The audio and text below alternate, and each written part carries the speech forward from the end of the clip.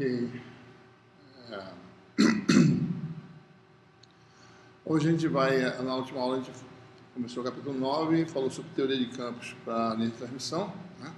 E hoje a gente vai falar sobre a análise de linha de transmissão por parâmetros distribuídos nessa aula de hoje, né? Vai ver que a gente pode fazer uma análise também de circuitos que prevêem, né, a existência de ondas de tensão e corrente se propagando na linha de transmissão, né? Então, é isso que a gente vai falar hoje, análise de distribuição por parâmetros distribuídos.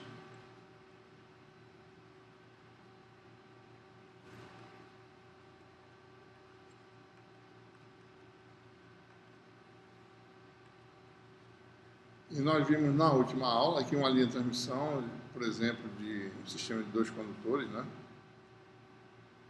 Digamos, representados simbolicamente dessa forma. Nós vimos na última aula que existem várias, essa linha alimentada remotamente por uma diferente potencial de condutores, você gera um campo elétrico e um campo magnético que se propaga ao longo da linha e com isso você tem energia, né? Em cada pedaço, digamos, ΔZ de uma linha, você tem energia elétrica armazenada, né? Certo? Você tem energia magnética armazenada, né? A energia elétrica tem a ver com a diferença potencial entre condutores, né? Você pode calcular a energia armazenada e aí aparece ou seja, quando fala em energia elétrica, ele fala em capacitância, né? A gente viu na última aula que existe aí uma capacitância por unidade de comprimento, né? Então, a energia elétrica, sabendo a capacitância, você pode determinar essa energia. Quanto maior o comprimento, maior a energia armazenada, certo? Quanto maior o comprimento, maior a capacitância total. Então, existe uma capacitância, digamos, em paralelo, né? Distribuída ao longo da linha. E, ao mesmo tempo, flui corrente por um contorno e volta por outro, né? Então, isso é um sistema de energia magnética também. Essa energia magnética vai aumentando ao longo da linha e isso é equivalente, né? Como se você tivesse uma indutância série distribuída, né? De acordo com LL Henry por metro ao longo da linha, né? Além disso, nós falamos também em perdas, mesmo que superficialmente, mas sabe que tem perda de condução, né, devido à condutividade dos condutores. E essa perda, ela se dá, né, nesse condutor e nesse, a soma desses dois efeitos, né? E essa perda série, digamos assim, devido à condutividade desses condutores, ela vai aumentando o comprimento. Você tem uma resistência para a unidade de comprimento, né, equivalente aí RL, que aparece. E também o meio de preenchimento pode ser imperfeito. Você pode ter perdas dielétricas, perdas magnéticas. Então, isso causa essencialmente vazamento de corrente e perda de dissipação de potência. Então, você tem aí também, você teria também aí, entre os condutores, alguma condutância, digamos, né, efetiva. Certo? Então, a gente vê que a linha de transmissão pode ser representada por parâmetros distribuídos, né? Capacitância CL por unidade de comprimento, indutância série LL por unidade de comprimento, uma resistência série que tem a ver com as perdas de condução por unidade de comprimento e uma condutância paralela, que é o vazamento, né, entre condutores. Tá? Então, a gente pode muito bem representar uma linha de transmissão, né, agora usando elementos localizados. Digamos que você tem um pedacinho ΔZ da linha, então você tem aí a resistência série RL, unidade de comprimento, uma indutância série, e em paralelo você tem o quê? Né? Você tem uma condutância devido às perdas dielétricas e uma capacitância, né? E isso vai aumentando, isso é só representativo, né?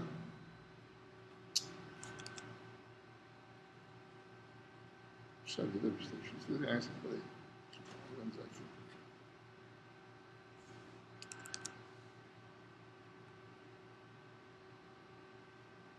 Então você tem aí Esse aqui é um trechozinho de comprimento ΔZ da linha, né? Isso vai se repetindo, né? Então, se eu pegar só um pedaço de ΔZ da minha transmissão, eu posso calcular a resistência total, esse trecho vai ser RL, que é a resistência por unidade de comprimento série, ΔZ. A indutância série vai ser LL, ΔZ. A condutância vai ser GL, ΔZ. E a capacitância vai ser CL, ΔZ. Bom, quem são essas... Como é que a gente relaciona, né, esses elementos de uma linha de transmissão a parâmetros que você pode medir? Por exemplo, você joga uma onda eletromagnética de uma linha e mede a entrada, a potência de entrada e a potência de saída e vê quanto é que caiu de potência, certo? E você quebra esse mecanismo de perda em dois mecanismos. Um que é devido à resistência séria, ou seja, perda de condução, e um que é devido a perdas materiais. Bom, se você jogar a potência, digamos, P0 numa linha de transmissão, ela vai passar, tá certo? A potência ativa, né? Ou melhor, né? Se a potência é P0, depois de um comprimento Z, a gente sabe, se as perdas forem pequenas, naquela aproximação de pequenas perdas, isso aqui cai exponencialmente, né? Menos 2 alfa Z. Então, essa potência seria a potência num ponto de coordenada Z, certo? Essa constante de atenuação, ela pode ser quebrada em duas partes. Uma devido às perdas no metal, né? Que é o efeito devido a essa resistência séria, e um outro termo devido às perdas magnéticas e dielétricas, vou chamar de alfa-P. Né? Isso foi introduzido na parte anterior desse capítulo. A gente não falou isso em detalhes, não tratou, mas a gente vai falar aqui, porque aqui dá para a gente relacionar mais ou menos com os parâmetros localizados. Certo? Bom, se eu imaginar o efeito de cada um isoladamente, né, a gente pode determinar esses parâmetros e relacionar cada um desses com as perdas devido à resistência séria e devido a perdas materiais. Né? A potência de entrada, admitindo a não existência de perda, pode ser escrita dessa forma aqui, certo? 1/2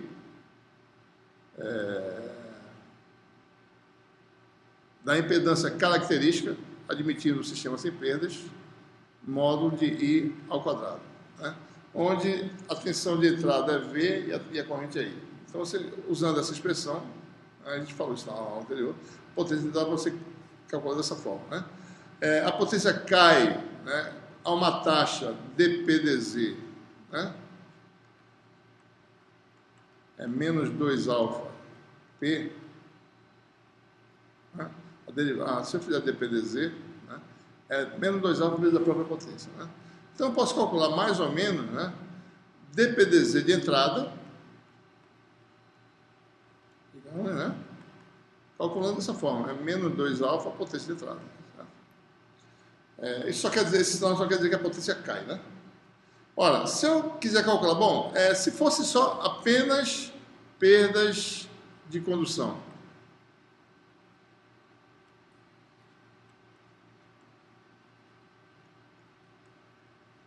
ignorando temporariamente as perdas materiais, né, elétricas e magnéticas. Então, isso aqui seria dPdZ, seria apenas a componente associada às perdas do metal, seria menos 2 alfa M P0, certo? Ora, se eu olhar para esse circuito aqui, a queda de potência, né, a potência dissipada aqui desse circuito, devido a essa resistência aqui, se a corrente aqui é I, né, e a diferença potencial é V, certo? Vai ser 1/2 dessa resistência total, RL ΔZ, módulo de I ao quadrado, certo? Então, a perda de potência,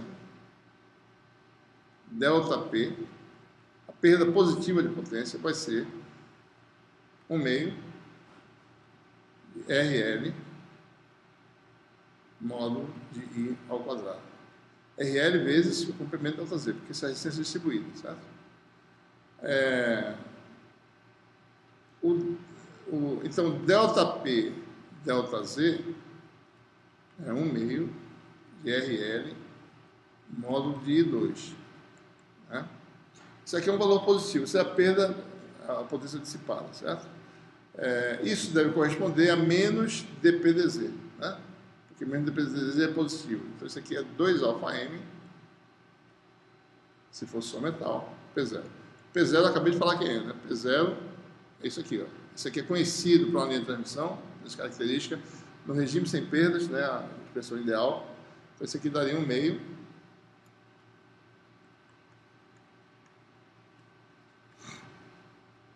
ZC módulo de I ao quadrado, certo? Então, fazendo isso, você tem o quê, né?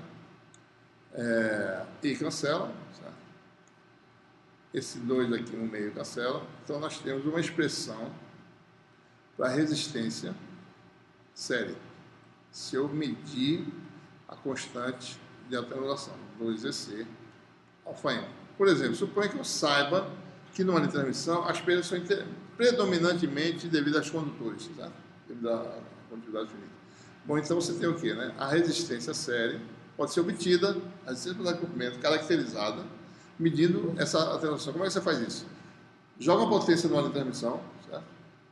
Mede a potência de saída, vê quanto é que foi a queda, calcula, né, ou seja, se a queda for pequena, você calcula na aproximação ΔP, ΔZ, que dá a constante de detonação, mede esse parâmetro, multiplica pelas características calculadas, né, teoricamente, dada a geometria, você tem a resistência séria dessa transmissão. Tá? Então a gente obtém de uma medida eletromagnética algo que é de teoria de circuitos na modelagem de uma linha de transmissão para parâmetros distribuídos. Né? Da mesma forma, se eu pudesse isolar apenas as perdas devido a perdas materiais, né? Então eu poderia escrever aqui também de outra forma. Isso aqui pode ser escrito assim: módulo de V ao quadrado sobre 2ZC. É uma forma alternativa. Né? Ou YC, né? Módulo de V2 sobre 2. A impedância, a admitância característica que é a inversa da impedância. Certo? Olha, qual é a perda devido às perdas materiais? É o termo que está aqui, certo?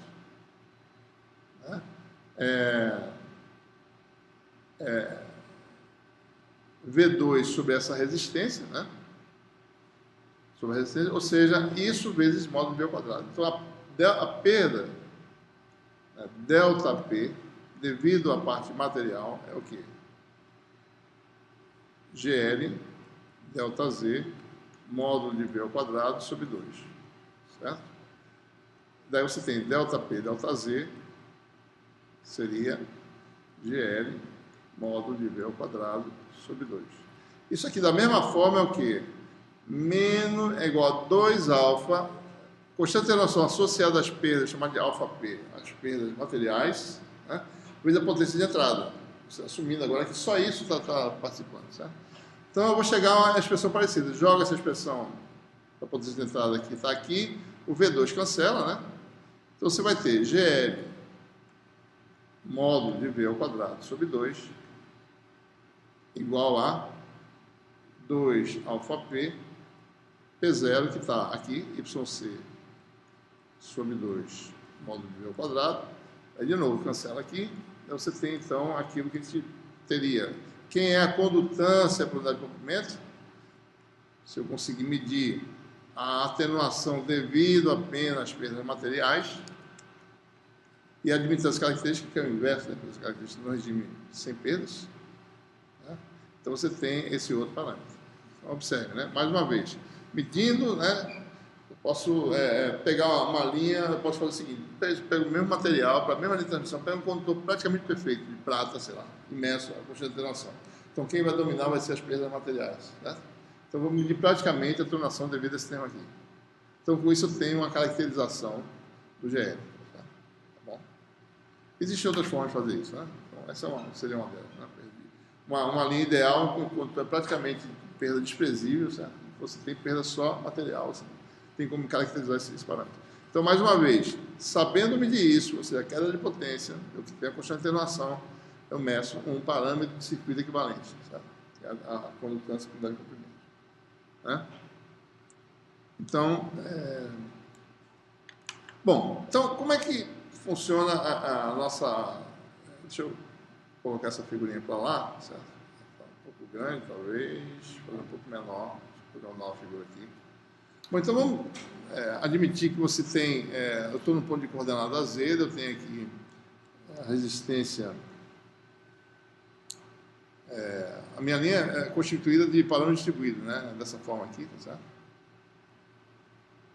Mais ou menos assim, né?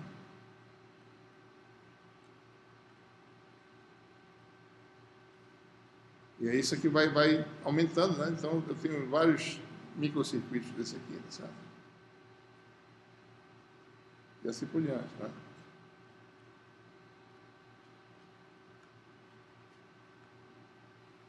Por aí vai, certo? Etc, né?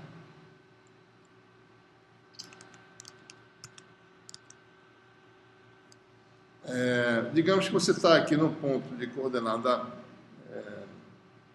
aqui mais ou menos, né? Z, e aqui eu estou no ponto de coordenadas Z mais delta Z. Então, tudo que eu falei até agora, né, nessa análise de determinação de RL e GL, foi no regime harmônico, né, para uma dada frequência, certo? Porque ele não pode pegar um sinal variando no tempo arbitrariamente e pedir esses parâmetros, né? Em cada frequência, essas propriedades vão mudar, certo? Então, a gente tem que saber a variação com a frequência desses parâmetros para daí saber o efeito global, certo? Agora a gente volta no regime variante do tempo. Vamos fazer essa análise agora, admitindo, né, que a tensão no ponto de coordenada Z, no instante de tempo t, né, seja V de ZT, um V redondo, tá certo? Então, e nesse ponto a tensão passa a ser agora V de Z mais delta Z, T. Nesse circuito aqui a corrente é I, né, variante do tempo, de ZT. E nesse novo circuito ela passa a ser um pedaço vai para cá, um pedaço vai para lá, né? Fica sempre acontecendo isso. I de Z mais delta ZT. Observe o seguinte, só lembrando vocês, mesmo na ausência de condutância em paralelo, shunt, né, sempre existe corrente, que é a corrente de deslocamento, né? O deslocamento existe, né? Mas não tem dissipação nenhuma, só se tiver perdas materiais. Então a gente vai fazer, usando equações de circuito simples, né? Usando as leis de Kirchhoff, né? A gente vai determinar a relação entre tensão e corrente desses nós aí. Então, por exemplo, a tensão nesse ponto, né, é igual a essa queda, mais essa tensão aqui, que é V de Z mais delta ZT, né? Isso aqui a gente pode calcular, certo? Então você tem V de ZT é igual, deixa eu olhar aqui, né? Essa RLI, né? Mas essa queda de tensão vai ser RL delta Z, no caso, I de ZT, mais essa indutância, L vezes delta Z, derivada no tempo da corrente, que foi através do indutor. Tá?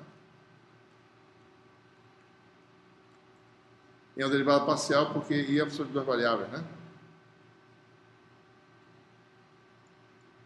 Certo? Está implícito aqui o argumento, tá? ZT, certo? Porque calcular D e DT, 1 em Z mais delta Z, a diferença é muito pequena, certo? Já é a segunda ordem já, né, fazer essa diferença, né? Então não precisa se preocupar. Né? Mas, enfim, né? Essa é uma das equações.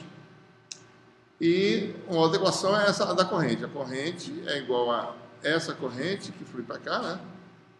Mais essa aqui, certo? Então vamos lá. I de ZT é I de Z mais delta ZT mais o vazamento devido à corrente de deslocamentos, mais essa corrente de condução aqui, que é a condutância vezes a diferença potencial, né? Condutância, que é GL delta Z, V de Z mais delta ZT, né? Mais a corrente de deslocamento, que é a capacitância dV dt, né?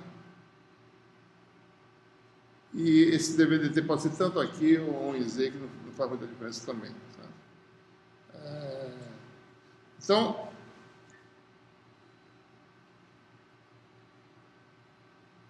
RI, né? Mais L, DI, DT, certo?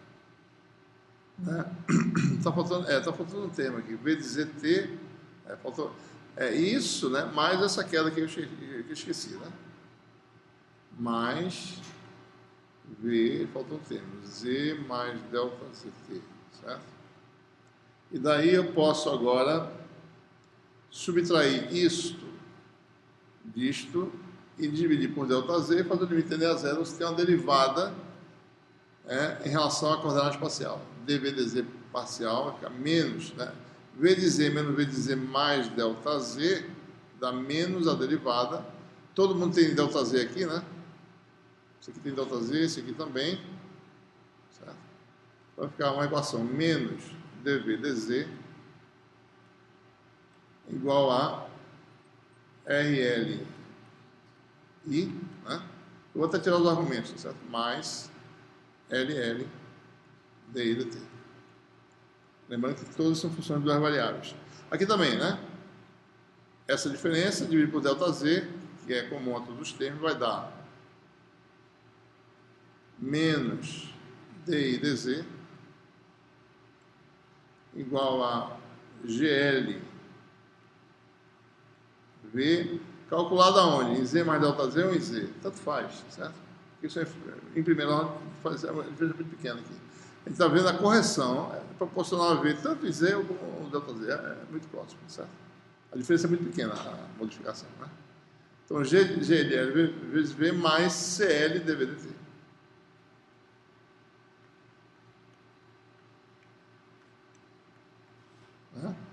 Essas são equações acopladas, né? Segunda ordem. A gente pode agora relacionar uma com a outra, aplicando, por exemplo, a segunda derivada aqui. Daí, com isso, é parecido com a equação de Maxwell, né? Aplica a segunda derivada espacial, lá é a rotacional do campo, né? A gente relaciona com a outra equação. Tá? Aplica a segunda derivada, daí aparece D e DZ, que está aqui, já relacionado a V de volta. Vamos fazer isso. Fica menos D2V DZ2 igual a RL, né? Ou vamos fazer assim, né? Deixa eu tirar esse sinal aqui. Então, D2V DZ2 é menos RL DI DZ vai dar RL GL, né?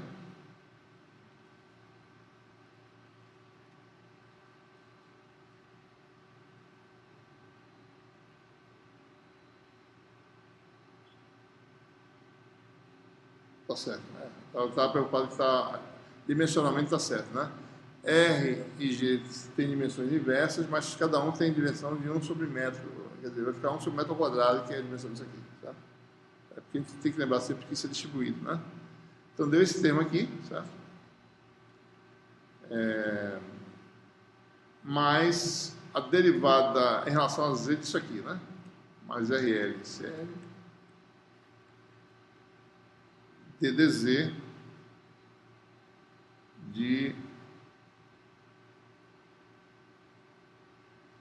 DI dt, né? Peraí, desculpe. Não, tem mais coisas aqui, né? Derivada segunda vai ser DI dz, que vai ter um termo aqui D2V dt2, tá certo? Aliás,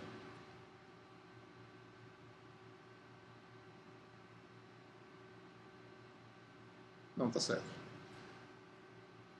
DI dz dá isso com isso aqui, né? Mais RLCL dV dt, né? Certo? Né? Certo. Certo. Daí tem mais um termo agora, né? Mais LL DI dt DI dz, né? Então a derivada primeira, derivada em relação ao tempo dessa derivada aqui, certo? Então vai ficar mais DDT mais LL, né? GL dVdt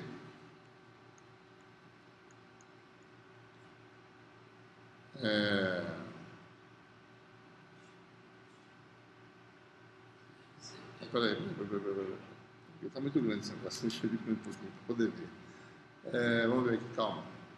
Primeiro tempo está certo, né? D e DZ, né? D, DT de TI, DZ. Então, TI, DZ está aqui, GLV, DDT disso, né? E DDT disso, certo?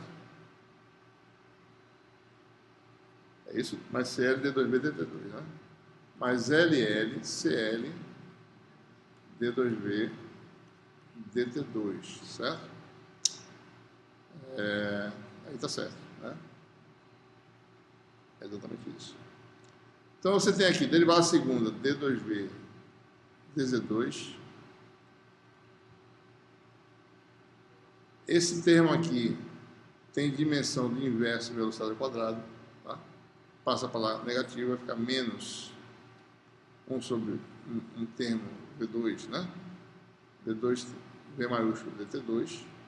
Aqui fica do lado de cá um termo que é linear em V, certo? RL, GL, V. E aí tem um termo que é um coeficiente da derivada primeira, certo? Mais essa combinação aí, RL, GL mais, desculpa, RLCL, né? Mais LL, GL, DVDT. Na verdade, se vocês olharem bem, essa é uma equação totalmente, é uma equação homogênea, certo? Totalmente em V, aqui, está escrito em termos de V, certo? O certo seria escrever ela assim para poder perceber direito, né? D2V, DZ2, menos 1 sobre V2, 1 sobre V2, já coloco aqui a expressão para ele. Aliás, o certo seria assim, na ordem, né? D2V, DT2, DZ2, deixa assim, menos 1 sobre V2, D2V, DT2, aí aparecem uns termos aí, que são só termos em V, ou derivada primeiro no tempo, então mais um, aliás, menos, né? Menos esse fator aqui, RC e LG, DVDT, e menos um outro termo, RLGL, V, igual a zero. Observe, essa é a equação diferencial em V, homogênea, né? Não tem nenhum termo que está forçando a equação alguma coisa, certo? Equação de segunda ordem de derivadas parciais, em que V é 1 sobre raiz de LLCL. Isso a gente viu na última aula, que isso é a velocidade de propagação numa transmissão, que é a mesma coisa que 1 sobre raiz de μ, certo? Isso aqui é idêntico a 1 sobre raiz de μ. Na verdade, aí a gente não pode nem falar isso, né? No regime geral isso não é verdade. No regime geral, a verdade é isso aqui é verdadeiro, certo? Esse termo aqui dá isso, né? Certo? Então, na verdade, ele está admitindo que as propriedades materiais não variam com a frequência, né? Então, por isso que tem essa equação, senão a equação seria muito mais complicada. Então, aí nesse caso, é verdade, de fato, que isso aqui dá 1 sobre μ, porque μ não depende da frequência. Se dependesse, nem essa equação existia, certo? No regime rigoroso em que μ depende da frequência, ele não poderia escrever essas equações aqui, no tempo, certo? As relações seriam complicadas, certo? Bom, enfim, mas observe, a equação é muito parecida com a equação da onda, exceto devido à existência desses termos aqui, certo? Mas eles existem por quê? Perdas. Né? Se não tiver perdas, qual é a equação que a gente obtém? Né? Na aproximação sem perdas, a equação é a equação da onda, né?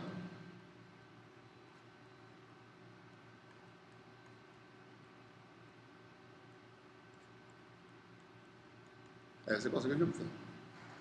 Então, é de se esperar que, mesmo na presença de perda, a solução seja muito próxima da solução sem perda. Né? Se a perda for excessiva, é claro que a natureza da solução muda muito. Por exemplo, né? Vou dar aqui uma ideia. A equação que tem derivada segunda no espaço, derivada primeiro no tempo, se não tivesse aqui, por exemplo, isso viraria equação de difusão. A equação de difusão não prevê propagação da função incógnita, prevê a difusão da função incógnita. Essa difusão é assim, né? A função começa aqui, daí se distribui, mas não propaga, certo? É uma função que vai se alargando. Então, observe que, dependendo do grau de perdas, A solução dessa equação vai ser super complexa, né? Vai ser um híbrido de onda propaganda com processo difusivo, certo? Vai ser uma coisa nem outra, vai ser uma mistura. Quando o efeito é pequeno, e tanto é que você percebe, né? A gente não vê a questão da atenuação, né? A onda vai evanescendo, certo? É como se fosse uma coisa difusiva mesmo. A perda quer dizer isso. Ela introduz difusão no problema, certo? Um pouquinho de difusão. Tá? Então, o que é importante aqui? Bom, tendo perdas, acontece essa modificação da equação, mas essa equação, ela é, né, no regime de pequenas perdas, praticamente uma equação, tipo a equação da onda, e é de se esperar que nesse regime tenha propagação de uma onda de tensão, né? Como a gente já sabia, certo? Está fazendo agora a análise de outra forma, sem falar em campeonato magnético, certo? Usando teoria de circuitos, né?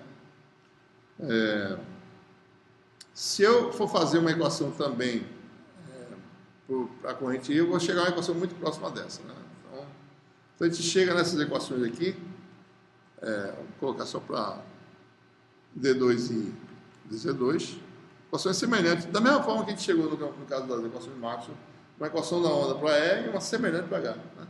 Vai chegar numa equação muito parecida, menos 1 sobre V2, D2i, DT2, e os termos adicionais, né? Menos RC, mesmos coeficientes, certo?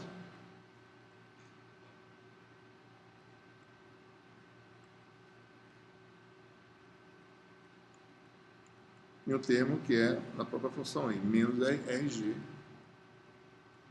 vezes I igual a zero. Tá? Mesma equação, passando a onda modificada devido à presença de perdas, né?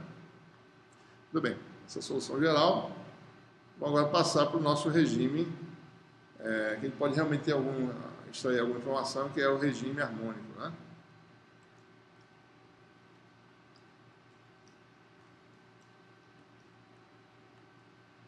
As coisas ficam mais simples, né? Onda de tensão, agora vai ser escrita, né? Parte real de V de Z, né? Separa a dependência espacial num fasor V e a dependência temporal é conhecida.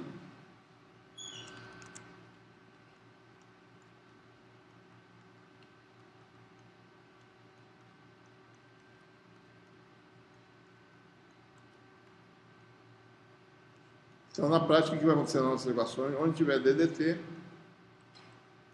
vira J ômega, né? Certo? Então, nós ficamos aí com, agora, né? Nós tínhamos DVDZ, agora passa a ser RI menos, né? Tinha menos DVDZ. Daí tem o termo RI e CDVDT, né? Mais J ômega. Essa queda, né? Essa queda aqui, RI mais J ômega LI, e o DV mais essa tensão entrou na derivada, ficou essa tensão menos essa sobre delta Z, certo? Ficou derivada, né? Ficou RI J ômega LI.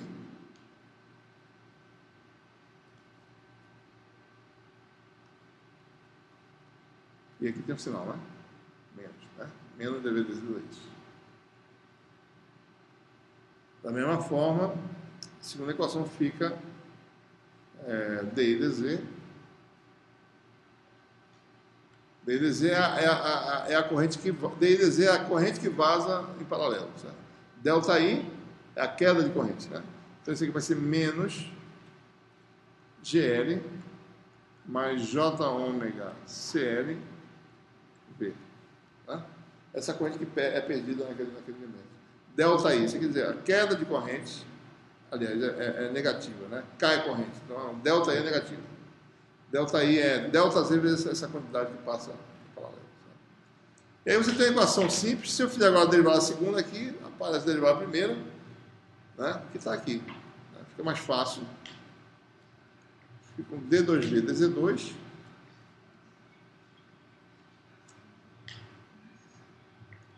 né? Menos D e DZ é mais isso aqui, ó. Vai ficar isso vezes V. R mais J ômega L, L, G mais J, ômega CL, V. Né? Isso aqui é um número que ele vai chamar de gama ao quadrado. Né? Produto de duas quantidades, chamado de gama 2. Gama 2 porque é derivada segunda, a gente evita fazer raiz de gama depois. Né? Isso significa, então, gama 2 é esse parâmetro. Isso aqui a gente chama de, ou melhor, né? Gama, né? Seria a raiz desse número complexo.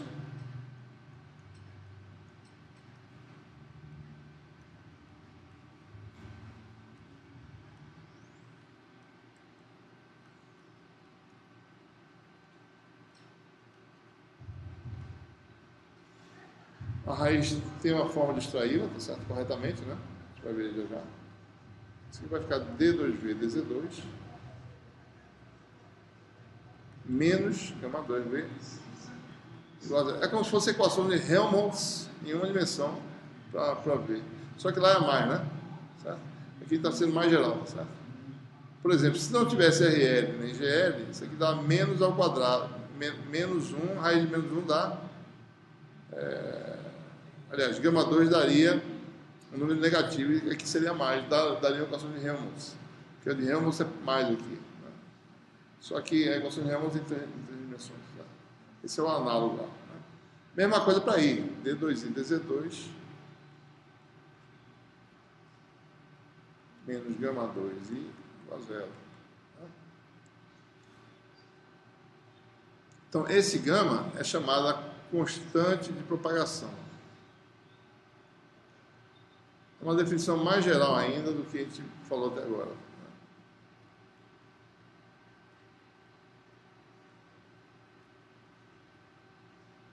Essa é uma equação, né? Independentemente de se é real ou complexo, cuja solução, né, tem duas soluções, né? Exponenciais de mais ou menos gama z. Essas equações, ambas, admitem soluções do tipo exponencial mais ou menos gama z. Né? Então, ele pode dizer que a solução geral para a função v seria ao longo da linha, né? V de z, igual associado a uma propagação no sentido mais z, com amplitude V mais a de propagação, exponencial de menos gama z, porque ele sabe, né? Quando é menos j beta z, é para sentido z positivo, mais V menos exponencial de gama z, né? Tá?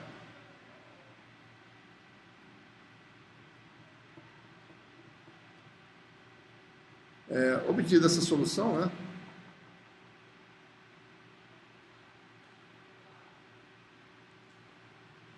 Observe que,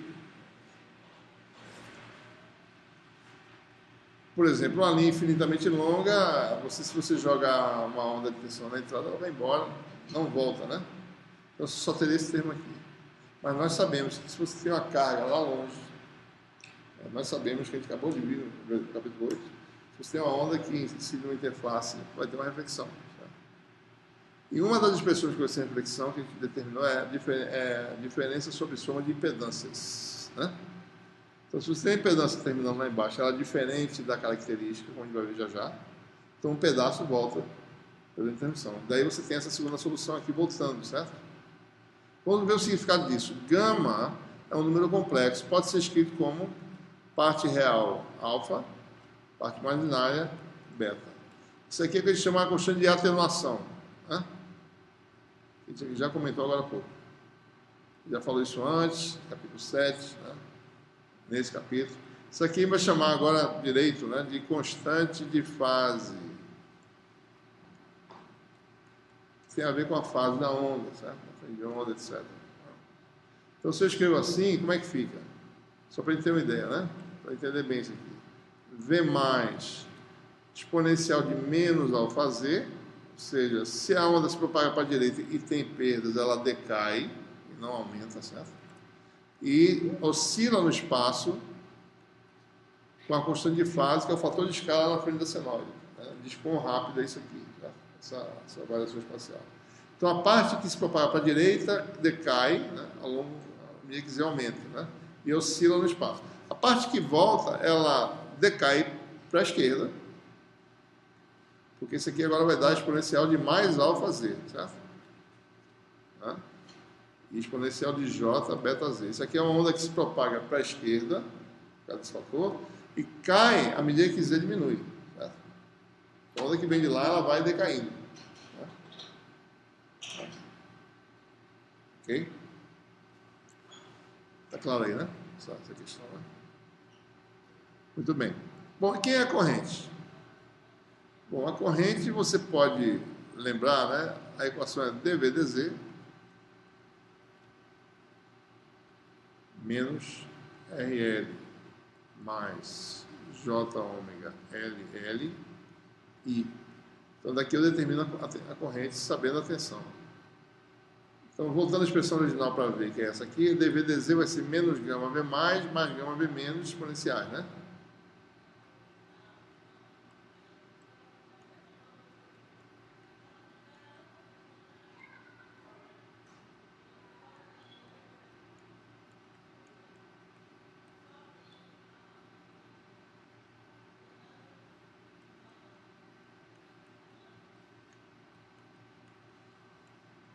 Então você tem a corrente, né?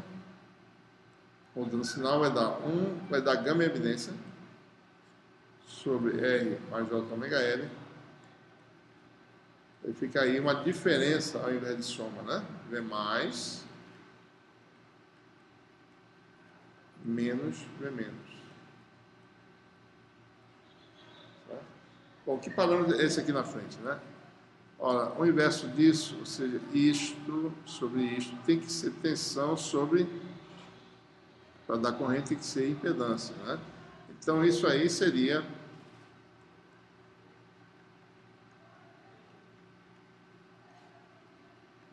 lembrando que o gama é não, tudo gama, né? Que o gama é o produto dessas quantidades, né? Acabei de fazer aqui, ó. É o produto dessas duas elevado ao meio. Então vai dar o quê, né? Isso aqui tem esse fator vezes o outro raiz quadrada, né? Então vai dar esse raiz quadrada sobre o outro que é a GL, né? J ômega CL raiz quadrada, ou seja, a raiz desses dois aqui. Isso aí é o que, né? Seria uma impedância característica da linha com perda, né?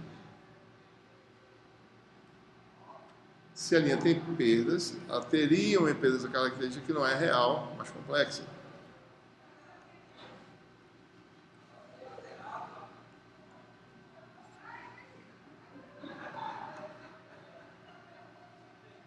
Raiz quadrada, né?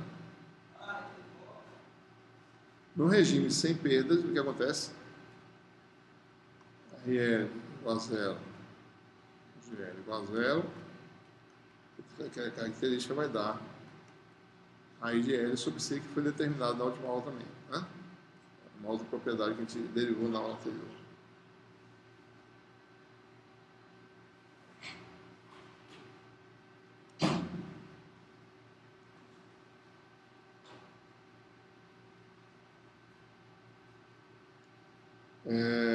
Só lembrando aqui, né?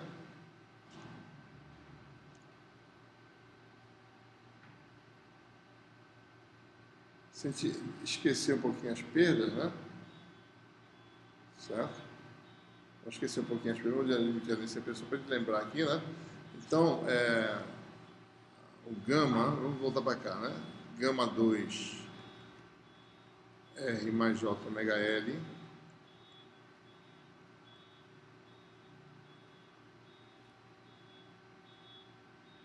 é isso? Produto, né? G mais J ômega C. Se não tiver perdas, né? Gama é alfa mais J seria J beta ao quadrado, né? Isso aqui vai dar J com J, dá menos 1, vai ficar ômega 2 LLCL, né? E, desculpa, isso aqui deu menos, né? Vai ficar beta 2 igual a ômega 2 LLCL, e isso aqui, por sua vez, é o inverso do quadrado da velocidade da luz, né?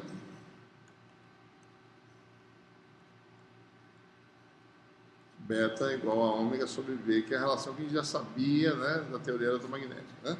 Construção de fase é ômega sobre velocidade da luz. Ou ômega raiz de μ, né? Uma coisa, certo? Certo? Muito bem. Então, esse é o máximo que a gente vai falar sobre linhas com perda, né? Não vai analisar muito mais do que isso. A gente vai ganhar muito mais insight no entendimento das propriedades da linha de transmissão, analisando a linha ideal sem perdas, né? E a partir dessa compreensão a gente pode aí voltar e revisitar linhas com perda, né? Pode fazer isso, certo? Pode fazer essa análise.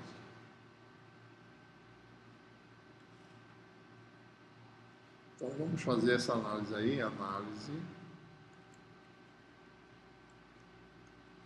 de linha de transmissão sem perdas, continuando ainda no regime harmônico.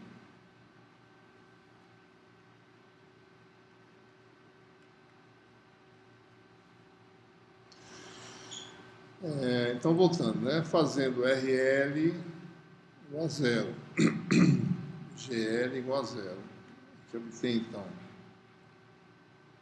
que o gama, né, se transforma em J beta, que é J ômega raiz de LC.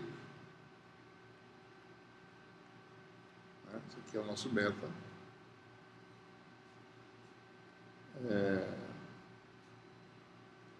Beta agora é a constante de fase, né, ômega raiz de LC. Bom, isso aqui é o inverso da velocidade da luz, a linha de transmissão. Né? A empresa característica fica como, né? Que é a expressão que a gente derivou na última aula que está aqui. Ela está aqui, certo? Você vai cortar isto, isso aqui corta, fica raiz de L sobre C, que é a expressão que a gente derivou na aula anterior. Então, aqui é ZC, né? ZC, raiz de L sobre C. Interessante que tem essas propriedades, né? Sabendo os parâmetros distribuídos de uma linha de transmissão, você sabe a propriedade de propagação, né? E essa propriedade importante que é a relação entre as características. Tá? Bom, então como é que ficam as soluções que a gente escreveu agora há pouco? A tensão, ela varia, havendo reflexão, né? Ao longo da linha. A onda que propaga no sentido mais Z, ela tem um fator aqui sempre é menos, né? E a onda que vem de volta, exponencial de J beta Z. E a corrente é 1 sobre ZC, é mais exponencial de menos J beta Z, menos.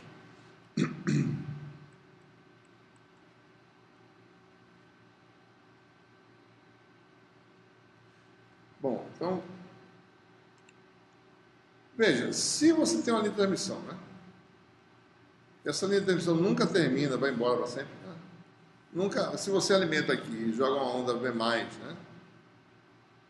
No sentido positivo, essa onda nunca volta, né? Não termina nunca. Então a onda não volta, certo?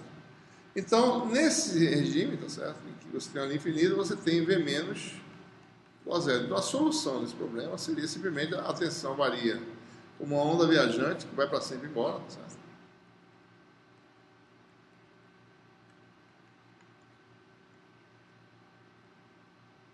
E a corrente seria essa tensão sobre a empresa característica, né? Exponencial de menos J beta Z. Ambas estão sempre em fase. Se você fizer a razão V sobre I, em qualquer ponto da linha de transmissão, é sempre B+, é sempre igual a ZC, né? Porque isso se cancela.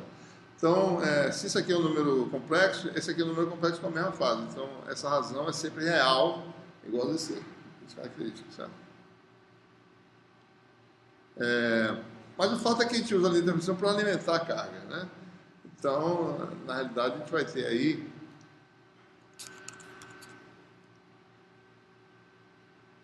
as linhas são terminadas e isso dá origem a essas reflexões, né? Então, qual é o caso que a gente tem? Na realidade, na prática, você tem um gerador, né, de micro-ondas, um gerador de RF, né, que tem sua impedância interna. E você quer alimentar uma carga remota, né? Aqui você tem tensão do gerador, né? Aqui você vai ter uma resistência interna. Você tem uma linha de transmissão que tem um comprimento que é maior do que o comprimento de onda, que é isso que a gente está falando agora, né? Falando de algo que as dimensões são maiores agora do que o comprimento de onda, né? Enquanto falando de teoria de circuito, falando em circuitos são pequenos em relação ao comprimento de onda, né, associado àquela frequência. E aí você termina isso numa carga, e a gente vai chamar essa carga de ZL, né? Ele vai fazer um sistema de referência que o Z igual a zero está em cima da carga, certo? Então nós sabemos que se essa carga, em princípio, né, se a linha tem pelas características ZC, a gente sabe do nosso conhecimento de teoria magnética que indo uma onda, encontrando alguma coisa diferente, uma parte vai ser refletida e a parte vai ser transmitida, né? Então a gente sabe que se você vai com uma onda V mais para lá, vai voltar uma parte para cá, chama essa parte de V menos, né? Bom, se eu faço esse sistema de referência, então num plano de referência Z igual a menos L, eu posso determinar a tensão nesse plano de referência, que eu sei o valor de Z, né? Sabendo teoricamente as amplitudes. Então, V de Z igual a menos L, né, vai ser V mais exponencial de menos J beta Z, mas Z é menos L, né? Mais V menos exponencial de menos J beta L, né? Certo? E a corrente vai ser quem, né? 1 sobre ZC, V mais exponencial de J beta L, menos V menos exponencial de menos J beta L. Certo? Esse aqui mudou de sinal simplesmente porque eu fiz Z igual a menos L. Tá? Ora, essas tensões têm relação entre si. Basta que eu aplique essa relação em cima da carga. Certo? Em cima da carga tem uma relação de circuito normal, né? Sobre a carga, né, a tensão na carga, chamada de VL, né, a diferença potencial entre dois pontos, observe, né, a carga ela tem dimensão física muito menor que o meio de onda, certo? Está admitindo, naquela coisa localizada, essa aproximação pode ser usada. Né? Então, aqui não há variação. Então, aqui você tem as leis tradicionais do teoria de circuitos, tensão a queda VL, né, e a corrente é IL. L é o subscrito L de load, que é carga em inglês. Né? Vem do inglês. Né? Então, qual é a relação entre essas duas grandezas? VL é igual à impedância da carga, corrente que flui através da carga. Né? Por outro lado, eu sei quem é VL, porque eu sei a expressão da onda de tensão ao longo da linha. Basta fazer L igual a zero, né? Z igual a menos L, Z igual a zero, fazer esse argumento aqui igual a zero. Então tem que VL vale V mais V menos. Tá? Certo? Bom, então a gente define a relação entre a fração de amplitude em relação ao incidente, chama isso de coeficiente de reflexão na carga. Né? Essa definição aqui seria essa amplitude associada à onda refletida sobre aquela associada ao incidente. Porque, coeficiente de reflexão, porque uma fração gama V+, vai voltar como onda refletida. Certo? Né? Então, nós temos aí que a tensão na carga, né, vai ser, em termos desse coeficiente de reflexão, vai ser o quê? Vai ser V+, 1 mais gama L. Da mesma forma, a corrente na carga está aqui. Você vai fazer Z igual a zero. Então, a corrente na carga vai ser IL 1 sobre ZC V mais menos V menos. E mais uma vez, colocando V mais em evidência, vai dar V mais sobre ZC 1 menos gama, né? Se eu fizer agora VL sobre L, eu tenho o quê? A impedância da carga. Esse V mais cancela.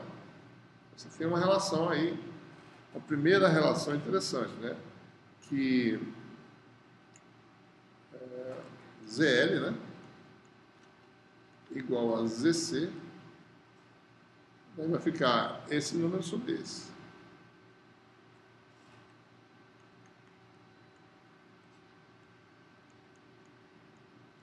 Isso é uma conexão, né? Observe que eu conheço isso. Conheço isso, mas esse aqui eu não sei quem é, certo? Então vamos inverter, né? Eu quero obter isso em função desses outros parâmetros. Tá? Basta de recalcular isso aqui. Se a gente recalcular, vai dar gama L igual a ZL menos EC sobre ZL mais ZC. Ou seja, dadas as características da intervenção e da carga, eu sei que fração vai ser repetida. Que expressão é essa? Isso aqui mostra aquilo que a gente falou lá no capítulo 8, né? A gente falou em coeficiente de reflexão em termos de impedância de onda, né? Impedância de onda paralela, né? Ou perpendicular, dependendo da polarização da onda, né? Mas isso, quando é a incidência normal, é a impedância de onda do meio 2 menos do meio 1 sobre a soma. Certo? É a mesma expressão, só que é a impedância característica aqui, aparece. Certo? Hã? É, caiu na prova, certo? Então quer dizer o quê? Tendo descasamento, ou seja, se a impedância da carga for diferente da impedância característica da linha, você vai ter uma parte rejeitada de volta para o gerador. A carga não pega tudo, certo? Então, qual é o objetivo de um projeto de intervenção? Que você, se você tem uma carga, determinar a carga, você, de alguma forma, e se a linha de transmissão tem impedância diferente, é fazer um artifício de forma que a impedância efetiva desse sistema seja vista como igual à impedância característica da transmissão. Então, isso que se chama casamento de impedância. Né? A gente vai fazer isso ainda na aula que vem. Tá? Como casar uma carga que, infelizmente, ela não é igual à impedância da linha, a linha de transmissão. Né? Para ela não rejeitar, porque rejeitar, devolver uma onda refletida para o gerador, esse é um campo elétrico que entra de volta no gerador, tá certo? Ele altera as condições de operação do gerador, porque ele está oscilando, né, instavelmente. Se você bota ruído de volta, esse ruído é amplificado, certo? E oscila também, daí você traz ruído de volta e isso é ruim, né? Isso causa instabilidade do sistema. Então, todo sistema você quer evitar reflexões. Né? Então, você quer sempre casar. Mesmo que você não consiga mandar toda essa potência para a carga, você vai ter que botar algum elemento em paralelo com essa carga, ou em série, dependendo. Mas você, pelo menos, evita que alguma coisa volte para o gerador e cause instabilidade no sistema. Né?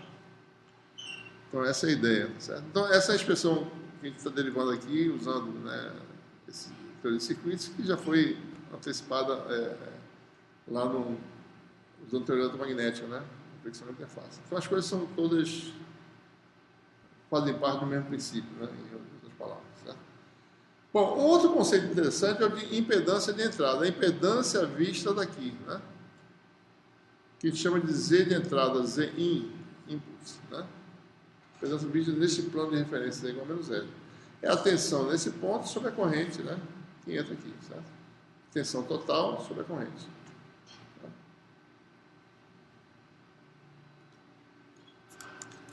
A gente pode calcular, né? Tem umas propriedades interessantes que a gente vai discutir hoje.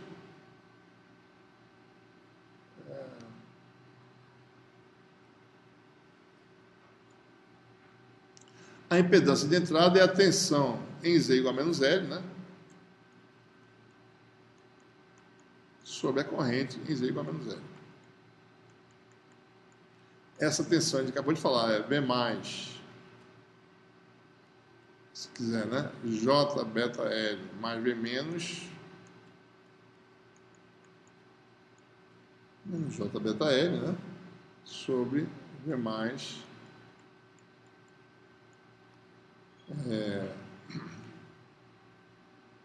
menos, né? V menos, no caso, né?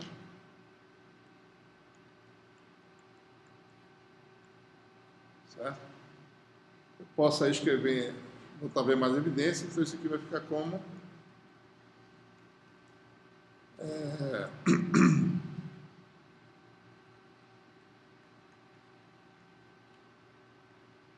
mais gama L, ou seja, V menos sobre V mais é a coeficiente de reflexão lá na carga, né? E nós teremos uma função, certo? Eu já escrevi aqui.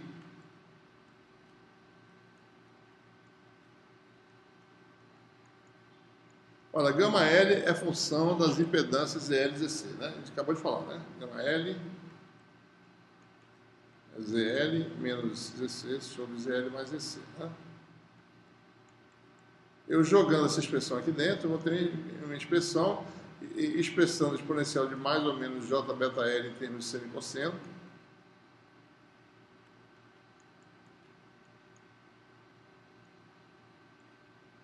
Então, usando essa expressão, usando essa expressão aqui, depois de um pouquinho de álgebra, isso aqui vai dar Zin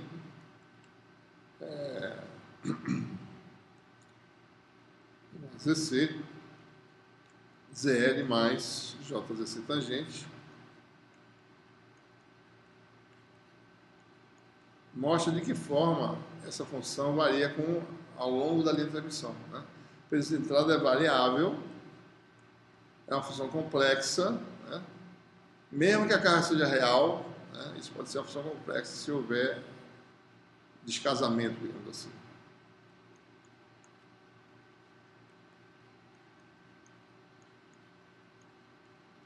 Essa é a expressão para a impedância de entrada.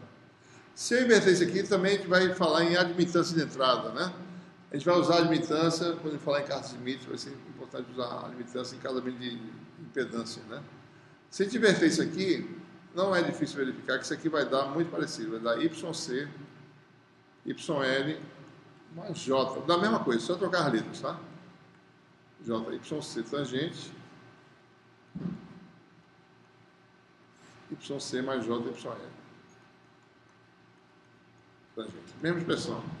Então, as expressões para admitância e impedância são idênticas, né? Mesma forma, tá certo? Desde que se defina os parâmetros, né? Então, a admitância característica é o inverso da impedância característica, né? E a admitância de entrada, por sua vez, isso aí foi obtido realmente invertendo, é 1 sobre Z, né? Impedância da carga e a admitância da carga tem uma relação inversa entre si, né? Muito bem, voltando para cá. Então, essa função impedância que a gente vai olhar daqui a pouco como é que ela é, qual é o comportamento dela, tá certo? Mas vamos ver aqui um pouquinho mais, né? Olhando para essa expressão aqui, botando o exponencial de J beta N em evidência, né? Isso aqui vai dar 1 mais gama L exponencial de menos J2 beta L, 1 menos gama L exponencial de menos J2 beta L, né? Então, essa é uma expressão que a gente vai agora olhar aqui de lado, vamos para cá.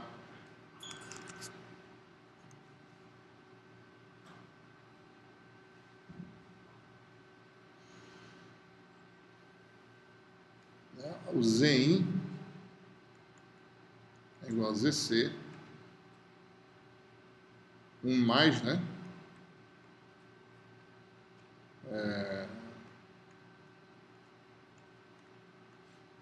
1 menos gama L exponencial menos J2 beta L. Lembrando, gama L é o coeficiente de reflexão na carga, é V menos sobre V mais, né? Você vai lá na carga, vê a tensão refletida, né? Z igual a 0 sobre V mais, né? Isso aqui pode ser escrito como módulo de gama L, fase do coeficiente de reflexão, módulo de fase, né? Ele não sabe a natureza da carga, se a carga for resistiva, a gente viu que isso aqui é a diferença de impedância sobre soma, né?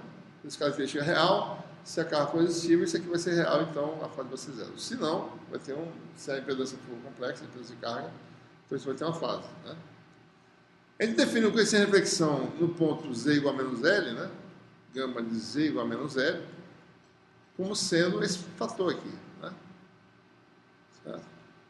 Como sendo gama L exponencial de menos J2 beta L, ou seja, chamar de gama, né? Tirar agora isso aqui.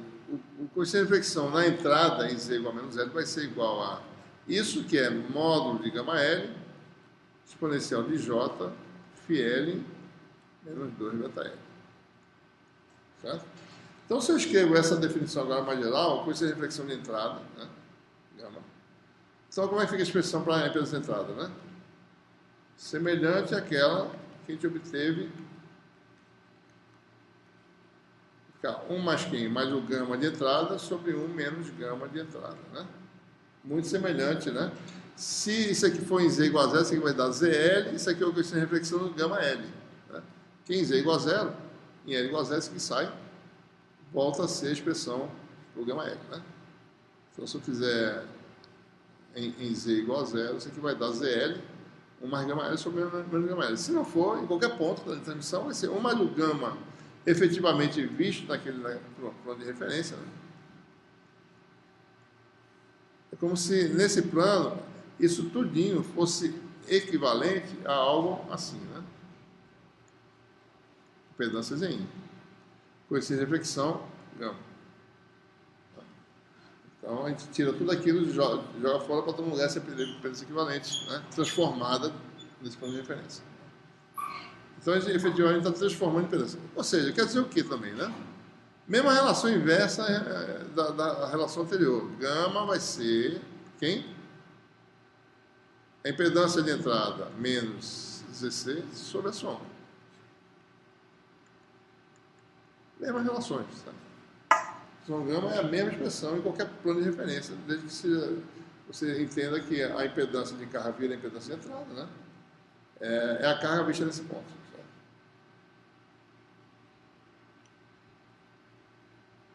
Também, em termos de admitância, o que acontece aqui? Bom, vamos ver, né? Gama vai ser 1 sobre YI menos 1 sobre YC sobre...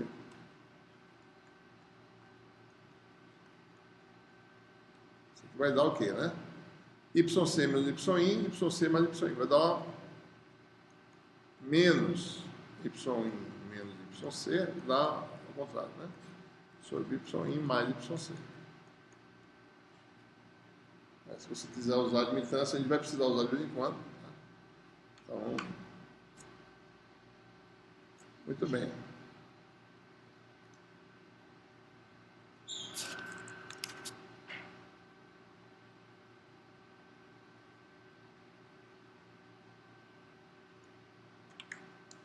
Vamos falar sobre... a análise fica mais simples se a gente fizer normalizar os valores de impedância, né? Então, vamos falar sobre isso aqui, porque a gente vai ver que as expressões ficam um pouco mais simples. Isso é muito usado na carta de Smith, que a gente vai falar na próxima aula, né? Então, a impedância e a admitância normalizadas, a gente simplesmente admite conhecida a impedância da característica, né? A gente normaliza todo mundo em termos da impedância ou da admitância características. Por exemplo, né, se a impedância característica ZC, e a impedância de carga ZL, né, a gente define a impedância de carga normalizada como sendo essa razão, ZL sobre ZC. Certo? A impedância característica normalizada é ZC sobre ZC, vale 1. Né? Desculpa. ZL, né? ZL sobre ZC. Pelas características de normalidade vale 1, certo? E com isso as pessoas ficam agora de forma mais simples. A impedância de entrada normalizada, né, Z barra, por definição, o Zin, a impedância de entrada sobre o ZC. Para a gente evitar usar o subscrito, a gente vai chamar de Z barra. Então, as expressões que a gente derivou agora há pouco ficam como? Né? Z barra fica... Não tem mais ZL aqui, ZC que tinha aqui, tá certo? Aqui tinha ZC, que era normalizado da 1, mais... Aliás, desculpa, tinha ZL, né? Pela ZL normalizado, mais JZC normalizado, que dá J1, vai dar mais J tangente, né? Sobre 1 mais JZL. que é o ZC normalizado, né?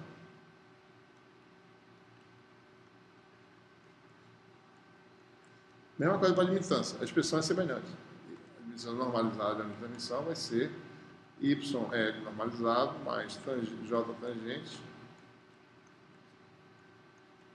sobre mais J YL normalizado. Né? Isso ficou assim.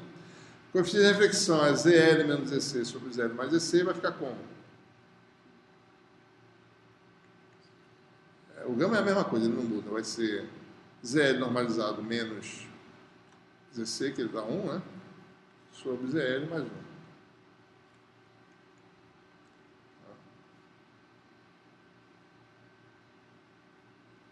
Certo?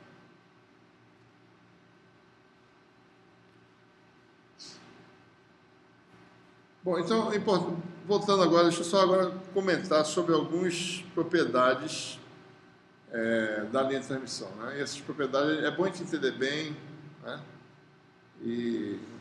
Porque essas propriedades vão ser exploradas na compreensão de como as impedâncias se transformam no plano complexo que a gente vai utilizar e vai usar esse plano para definir a carta de Smith, certo? Que permite facilmente transformar impedâncias, né?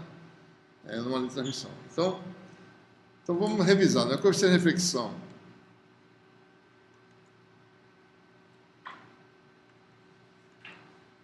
Ou seja, sabendo a impedância de entrada e impedância de característica, sabe calcular esse coeficiente, ele tem uma expressão, ou seja, na carga, né, o gama L vale seu módulo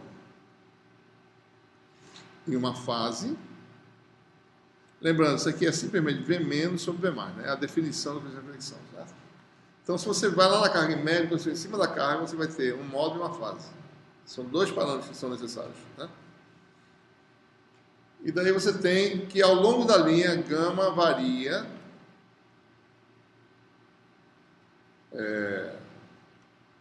dessa forma aqui, né? Fase menos 2 beta L. Certo? Observe, né? A periodicidade dessa função. Primeira observação, né?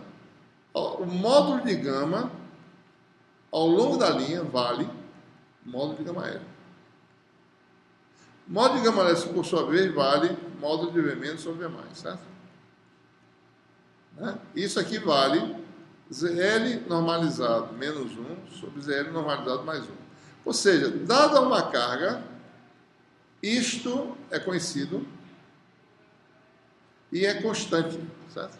Porque fixou, né? Está fixado. Ou seja, ao longo de uma linha de transmissão, a função gama mantém-se de módulo constante.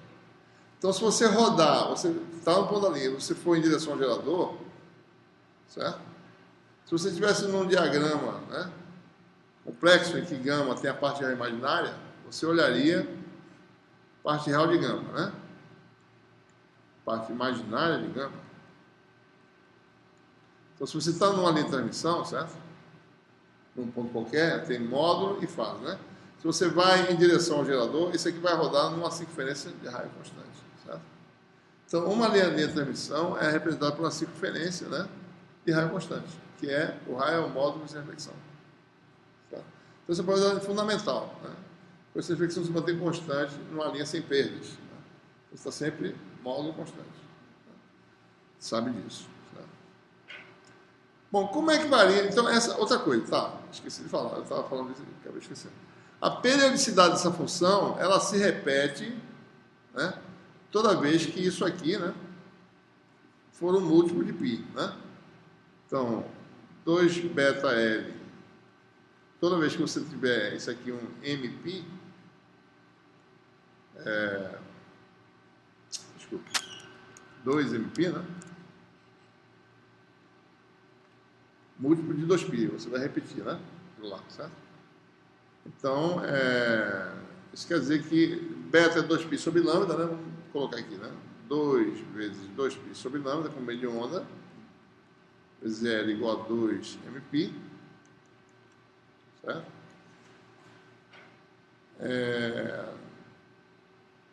Então, você tem ou seja, a periodicidade a ΔL vai ser quando o ΔM for 1, aqui, certo? Então, esse 2 aqui cancela, né? Então, 2π sobre lambda, a separação, né? ΔL, para um ΔM igual a 1, isso aqui vai dar π, né? Então, a periodicidade ΔL seria lambda sobre 2. Então, a cada meio comprimento de onda, o gama volta ao seu valor original, certo? A onda de tensão não, ela precisa de 2, né? Um comprimento de onda para ela voltar a se repetir, né? Agora, sem reflexão não. É a razão entre duas coisas que variam dessa forma, né? E acaba variando mais rápido, né? Depois da reflexão. Tá? Bom, o que a gente pode falar com respeito à tensão e corrente ao longo da linha, né? E essas são propriedades fundamentais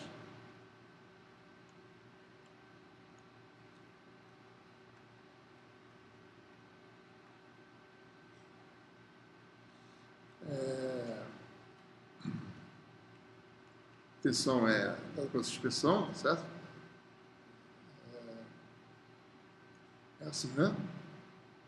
É elevado a J beta L, né? Só botando aqui de volta, mais gama L é elevado a menos J beta L. Daí eu posso botar em evidência esse J beta L, você vai ver igual a V mais exponencial de J beta L, 1 mais gama L exponencial de menos J2 beta L.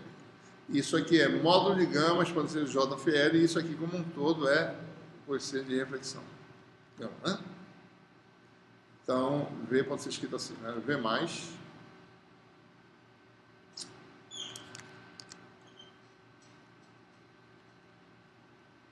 J beta L, 1 mais gama, né? Certo? Bom, se eu calcular o módulo quadrado de V, vai dar quanto? Vai dar módulo de V mais ao quadrado, 1 mais gama, que é complexo, né? 1 mais gama conjugado. Certo? Então, isso aqui vai dar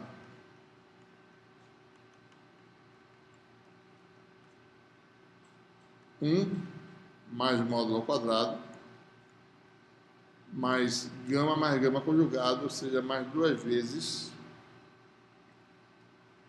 a parte real, né, de gama, certo? Tá?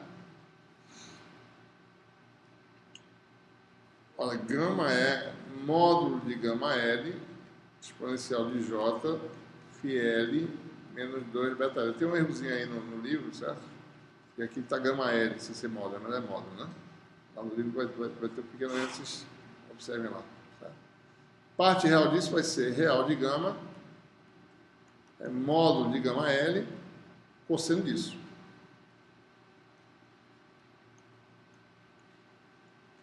E daí você tem a expressão para tensão ao quadrado, né?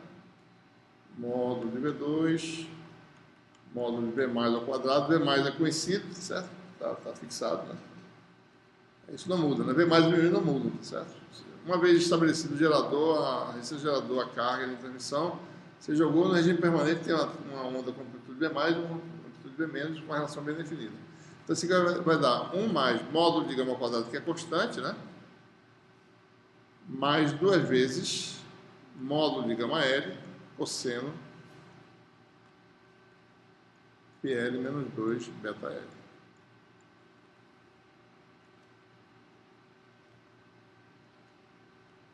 Essa é a tensão ao quadrado, aí você tem o módulo de V, né? Essa função aí periódica, né? Periodicidade dessa função é o quê? Lambda sobre 2, e não lambda, né? Porque o termo aqui é 2 beta L. Isso aqui vai dar... Aliás, é isso mesmo.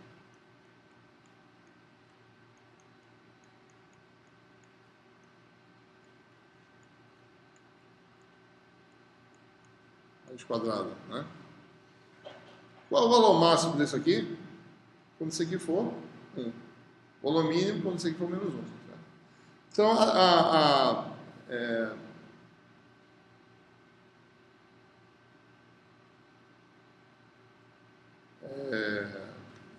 posso dizer que está aqui, acabando com comigo. A gente vai analisar isso aqui, certo? Mas quero saber só isso aqui. Módulo de V máximo. Eu estou usando nas notas de aula módulo de V mais, tá? Mas talvez eu não devo usar, acho que talvez mude para máximo aqui, tá? Que se confunde com a onda que propaga. Esse aqui é para ser V máximo. Eu vou colocar aqui, eu vou mudar a nota de aula na próxima edição, para dizer que é o V máximo, né? Vale. Isso aqui, quando é mais, vai dar um quadrado perfeito, né? Dá 1 mais gama ao quadrado, raiz quadrada dá 1 mais gama. Vai dar V mais 1 mais módulo de gama. E a tensão mínima vai dar V mais um quadrado perfeito, só que aqui muda de sinal, certo? 1 menos módulo de gama, né? Certo?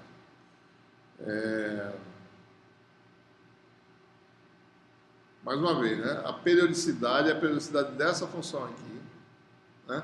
Então, os pontos de máximo estão separados de ΔL igual a lambda sobre 2, né?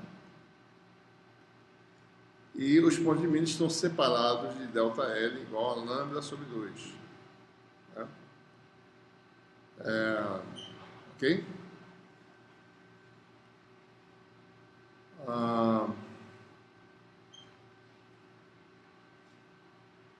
Bom, a corrente, se a gente for calcular a corrente, né, vai ter uma expressão muito parecida.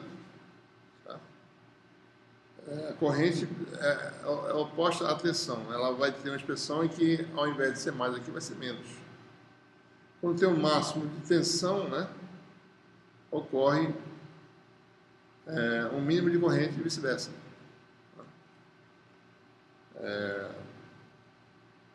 Então, se você calcular módulo de I, vai dar algo muito parecido com isso. Módulo de V mais sobre pelas características. E aí você tem essa função aqui, só que mudando, né, 1 mais módulo de gama L menos 2 módulo, e a função cosseno que aparece lá, certo?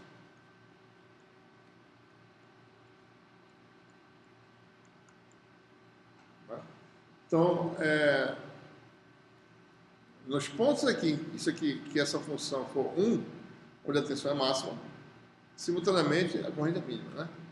Então você tem I máximo mínimo, né?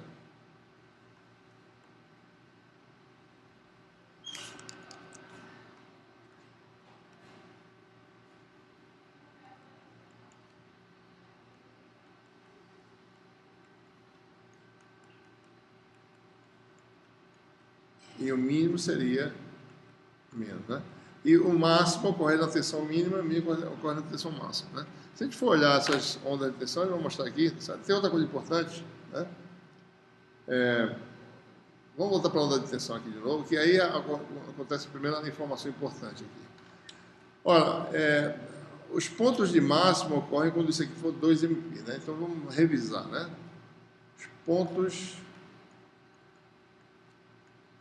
do máximo de tensão.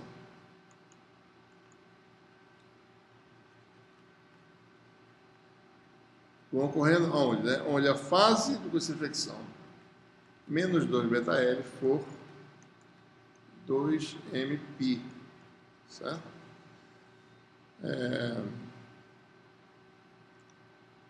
Então, mais uma vez, né?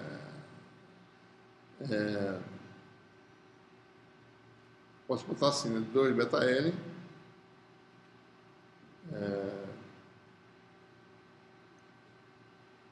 ou eu posso botar menos também, se eu quiser, né?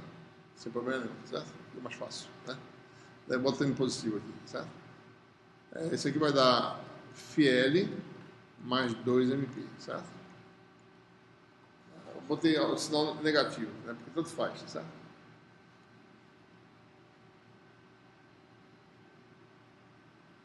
O espaçamento é lambda sobre 2, como eu falei antes, né? Mas aqui o importante é o primeiro máximo. Onde é que está o primeiro máximo, certo? Já eu digo porque é importante saber a posição desse primeiro máximo. Tá? Onde é que ele está, né? É o termo m igual a 0, certo? Né? Ele vai estar onde? Bom, ele vai estar no ponto L0, né?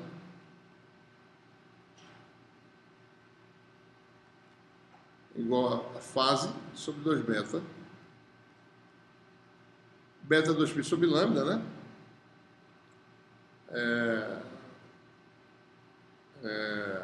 Ele vai estar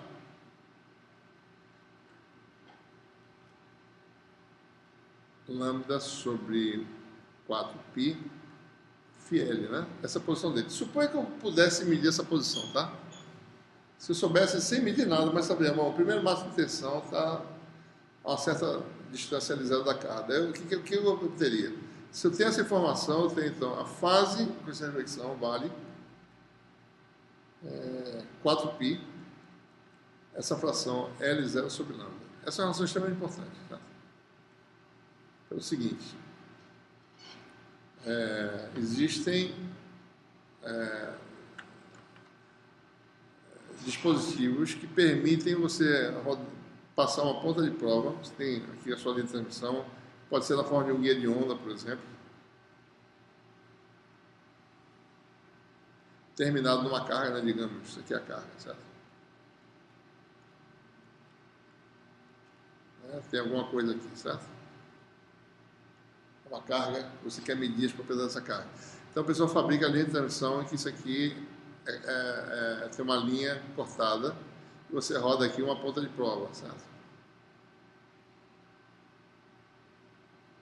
Isso aqui vai para um medidor e aqui você tem uma anteninha aqui dentro, certo?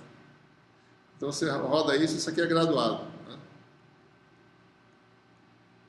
Então você sabe, então você vai, certo? E mede esse sinal que vai ser proporcional ao campo, que é proporcional à tensão equivalente, e localiza o primeiro máximo, certo? Então você sabendo essa distância, o primeiro máximo em relação à carga, você na realidade está extraindo uma informação importante da carga. Qual é a fase dessa carga? Ou seja, qual é a natureza reativa dessa carga, capacitiva ou indutiva, certo? Então ele está medindo, sabendo o primeiro máximo, né, em relação à carga, por isso que é importante, certo? Ora, se a carga for puramente resistiva, onde é que vai estar o primeiro máximo? Vai estar, isso aqui vai dar 0, né? Vai estar em cima da carga. Daí se você fosse medir uma carga puramente resistiva, você ia medir aqui L0, daí ia dar lambda sobre 2. Peraí, o primeiro máximo está em lambda sobre 2, né? Então deve estar em cima da carga. Eu já passei um período, né? Já passei meio período, né? Que é a periodicidade dessa função, certo? Então ela deve estar na carga, né? Primeiro máximo, certo? Então essa carga deve ser resistiva. Bom, então a gente com os valores extremos de tensão em corrente, né?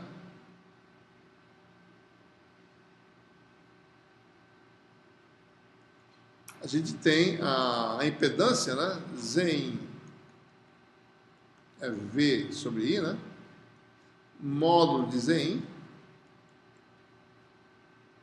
sem normalizar ainda, né? É módulo de V sobre módulo de I, né? Ora, como no máximo de tensão tem o mínimo de corrente, não nos põe de máxima tensão, a impedância é máxima em módulo, né?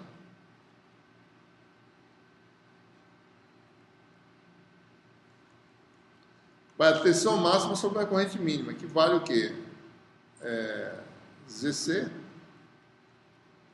1 mais módulo de gama sobre 1 menos módulo de gama, certo? E a mínima é o inverso disso. Então a impedância mínima, né, se eu calcular, certo? Z máximo, módulo de Z máximo, né? É o inverso de módulo Z mínimo. Então o produto dessas duas coisas vai dar ZC ao quadrado. Ou se você normalizar, né? Z barra máximo vezes Z barra mínimo dá 1.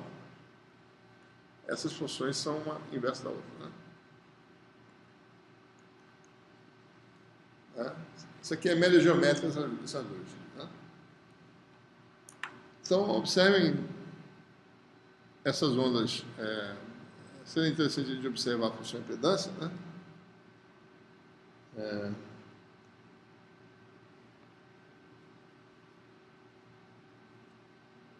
Primeiro, a questão das ondas de tensão em corrente, como é que elas são. Isso aqui. Isso dá para a gente ver, viu?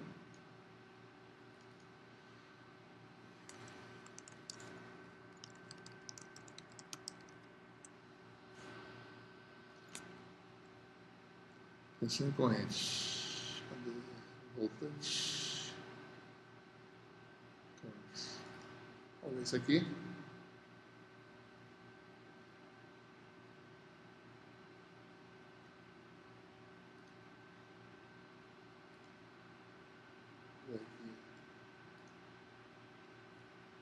Aqui tem um gráfico que vai mostrar, né, o variando com essa reflexão, né, mais ou menos, e a fase. Variar com essa reflexão é introduzir V menos, né, em relação a V mais. Né? Isso aqui é a tensão ao longo da linha, tá certo? Primeira observação, né? Se o coeficiente de reflexão for zero, a tensão, o modo da tensão ao longo da linha é constante, certo? Tá? Por quê? Porque, lembrando, né, V é igual a V mais 1 mais módulo de gama exponencial de J L menos 2 beta L. Né? Se isso aqui der zero, módulo de V é igual a módulo de V mais, constante. E à medida que você vai variando com essa reflexão, você vai ter agora uma onda estacionária aparecendo na linha de transmissão. E aí a gente vai ver aí mais ou menos o módulo, né? As ondas de tensão em corrente estão mostradas aí, certo? Acho que a tensão é azul, vermelha. Certo? Isso aqui é a carga, isso aqui você indo em direção ao gerador, né? E à medida que você varia a fase, o que acontece? Aqui a fase é zero, então o máximo de tensão está em cima da carga, né? O primeiro máximo é 0,5, né? Lambda sobre 2 da carga, certo? À medida que você varia a fase, você simplesmente, o primeiro máximo sai da carga e vai para outro lugar, né? Outro caso, né? Isso aí, tipo, os dois máximos que você falou que o comprimento é metade do comprimento. Dá para ver, né? Olha aqui a periodicidade, ó. Da onda de a tensão, o módulo dela, né? Módulo. A função módulo tem periodicidade 2 vezes menor, né? Então, em ponto 5, ela repete, certo? Isso aqui é um comprimento de onda, aqui, né? Vai repetir de novo, certo? Mesma coisa para a onda de corrente, né? Que é azul, certo? Então, a fase desloca para o primeiro máximo, né? E você tem isso aí, né? A outra coisa importante a gente ver é a função impedância. Essa aqui é a coisa mais interessante. Isso mostra a natureza das coisas quando elas têm dimensão, tá certo? Maior do que o comprimento de onda, né? Deixa eu ver aqui, a impedance function está aqui, certo? Aqui você tem um gráfico.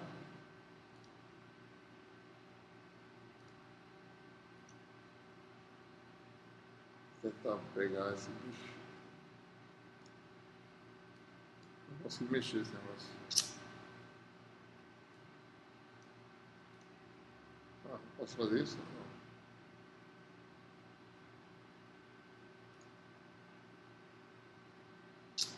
Mas infelizmente com essa tela, deixa eu ver se eu consigo.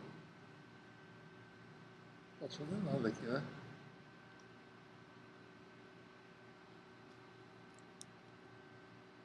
Deixa eu ver se eu consigo ir para o lado esquerdo aqui, ver se ele anda para cá.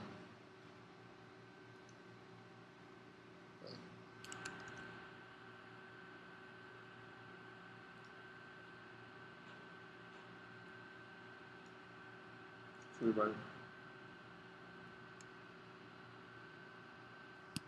Está aqui.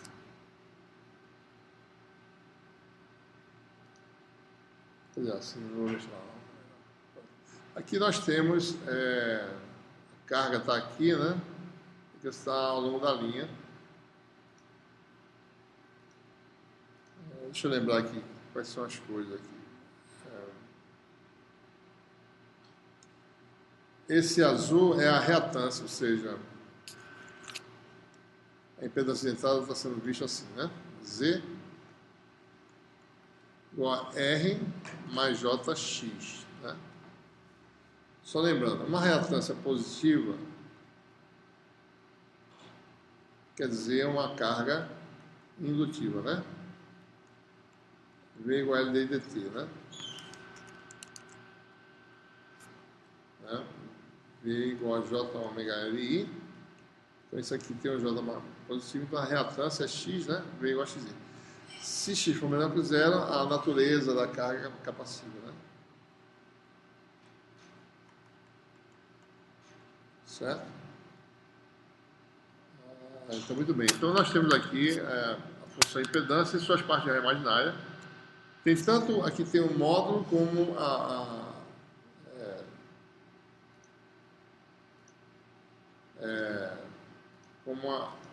certo? Como a parte imaginária, certo? Da carga. Então, nós temos aqui uma carga puramente, isso aqui está normalizado, né? Carga igual a impedância característica, reatância zero.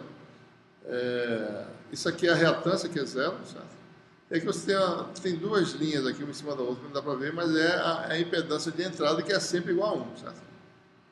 Então, quando quando a carga está casada à linha, a impedância de entrada sempre é constante, não varia, né? Então, a carga, se você transformar em qualquer posição, ela é sempre a mesma coisa. A impedância é sempre a mesma, certo? Se há descasamento, isso não acontece. Então, se eu descasar aqui, tem essas funções que aparecem. O R, o vermelho, é a impedância, é a resistência, né? E o X é a reatância de entrada. Observe que o X na carga é zero. Mas fora da carga, a reatância pode ser tanto negativa como positiva, certo? O que quer dizer isso? Uma carga puramente resistiva, se você transforma e olha ela na entrada, ela pode ser tanto parecer um capacitor como um indutor, né? Ou uma combinação de um resistor com um capacitor, de um resistor com um capacitor. Por exemplo, uma carga, se você curto-circuita uma linha de transmissão, RL igual a zero, certo? Essa linha de transmissão ela é puramente reativa. Ou ela é indutiva, certo?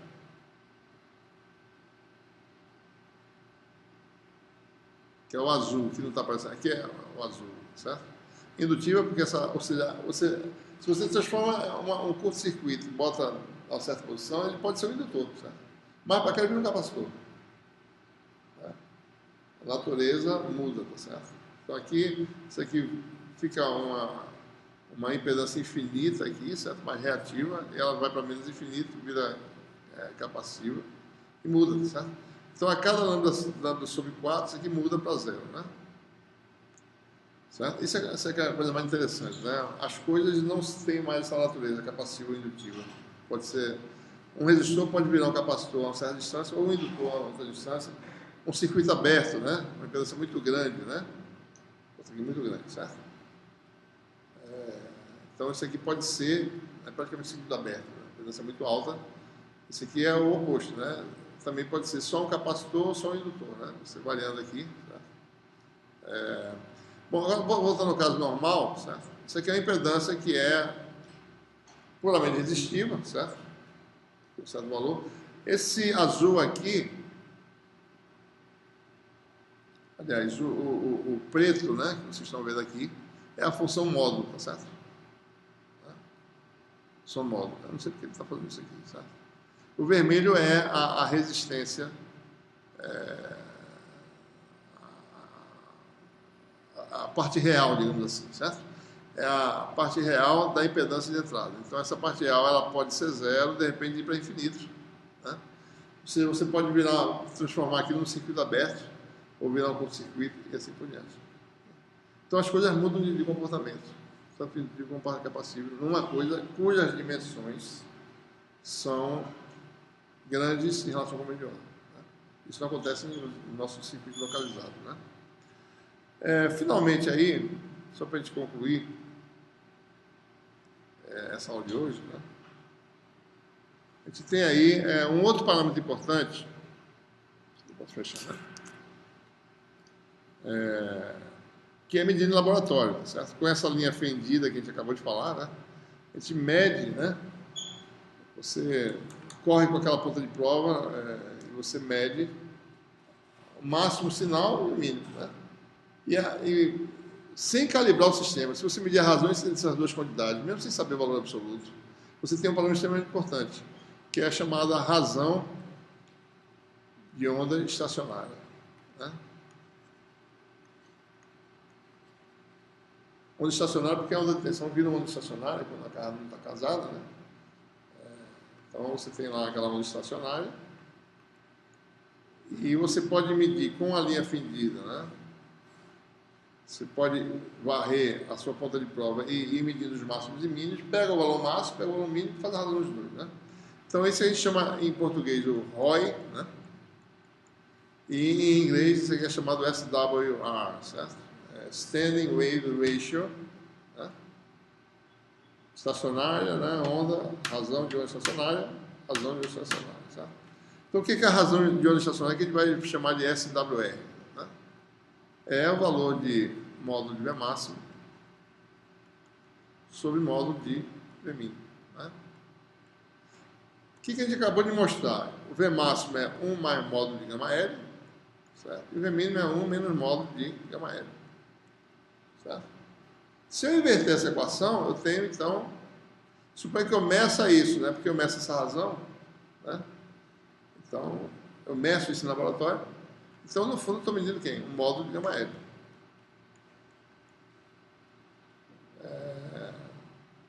SWR menos 1 sobre SWR mais 1. Então, com a medição do SWR, eu tenho aí o módulo de gama. Com a localização do primeiro mínimo, primeiro máximo, eu tenho a fase de concentração. Então, com essas duas coisas, eu tenho a função complexa gama L, certo? E com ela, eu meço a carga, né? Porque isso aqui é ZL menos EC sobre ZL mais EC. Ou seja, em micro-ondas, medir carga é medir concentração. Medir esses dois parâmetros. Você mede a zona estacionária, mede fase, localizando o primeiro máximo. Quer dizer o quê? A incógnita, por exemplo, você quer medir uma carga, a propriedade de uma carga, quer fazer um sensor, que é alguma coisa cuja impedância varia como função de condições ambientais, por exemplo. Então você faz o quê? Mede o gama que você está medindo no fundo da carga. Então mediu isso aqui, mediu. Então eu sei que é a carga parcial imaginária, certo? Daquele convênio. Tá? Ok? Então a gente conclui essa aula com esse tópico aí, e a gente na aula que vem vai agora usar cartas de limites para ver como a gente transforma impedâncias, né? De forma extremamente simples, né? Certo? Perguntas? Nenhuma, né? Na prova, avaliação, vai fazer cartas de limite? Vocês vão fazer. Bom, vou ver se eu faço uma. Eu sempre quero fazer isso, você fazendo a prova em casa, né? Com a carta de limite online, certo? Ou então aqui, talvez, não sei, no lugar que tivesse computador, né? Dependendo do número de pessoas, talvez dê para fazer. Mas se não for assim, vai ter que ser no papel. Certo? Ok? Ah, tá, vocês assinam depois, que eu não fiz o olhado, esqueci.